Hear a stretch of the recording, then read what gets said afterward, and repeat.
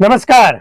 बिहार में एक 71,000 करोड़ का घोटाला हुआ है, लेकिन सबसे हैरान करने वाली बात यह है, इस घोटाले का खुलासा करने की किसी के अंदर हिम्मत नहीं है, न सत्ताधारी और न विपक्ष। जिसके शासन काल में यह घोटाला हुआ है, वो भी खामोश है और उस समय जो विपक्ष में था, वो भी खामोश है। मतलब समझ रहे हैं आप, इस घोटाले का कनेक्शन क्या है और कैसा है। असल में ये घोटाला के लिए हम कुछ बोले उससे पहले एक वीडियो क्लिप है, इसको सुन लीजिए, इसके बाद हम खुलासा करेंगे।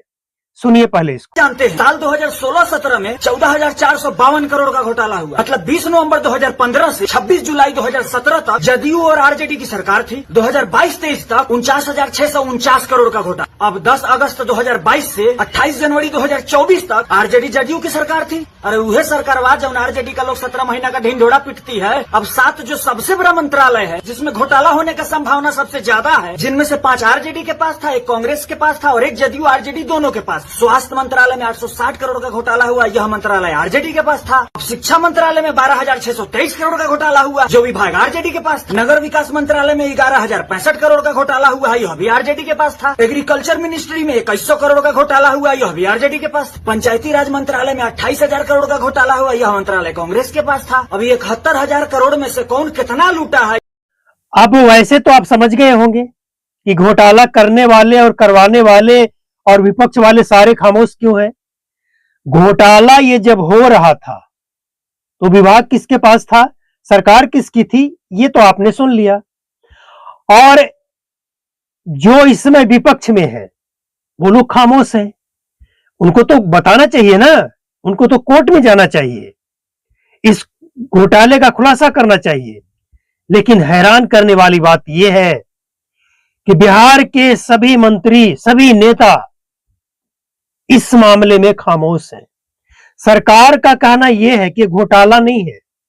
असल में क्या है ये कि जैसे खर्च हुआ, लेकिन इसका लेखा जोखा कुछ ढंग से नहीं दिया गया है। अगर ढंग से दिया जाएगा तो सब क्लियर हो जाएगा, ये सरकार का कहना है।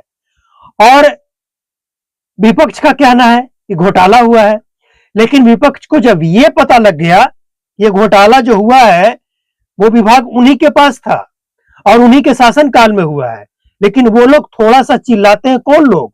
जिसे सच्चाई नहीं पता है, और वो लोग चिल्लाकर ये कहते हैं कि मुख्यमंत्री तो नीतीश कुमार थे ना। तो भाई मुख्यमंत्री नीतीश कुमार थे तो उस समय आप 5 लाख नौकरी कैसे दे दिए। मतलब एक तरफ आप कहते हैं कि नीतीश कुमार के मुख्यमंत्री रहते हुए उप मुख्यमंत्री 5 लाख नौकरी दे सकता है, और दूसरी तरफ आप कहते हैं कि घोटाला अगर हुआ है तो नीतीश कुमार मुख्यमंत्री थे, जिम्मेवारी उनकी है। तो ये दोहरा चरित्र नहीं है, ये दोगलापन नहीं है। और विरोध में उस समय जो थे, आज जो सत्ता में है बीजेपी वाले, ये लोग खामोश क्यों है कि भाई अगर उंगली उठाएंगे तो जिसके शासन काल में ये हुआ, भले विभाग आरजेडी के पास था, कांग्रेस के पास था या किसी के पास था, लेकिन मुख्यमंत्री नीतीश कुमार, और नीतीश कुमार के साथ अभी कौन है? बीजेपी।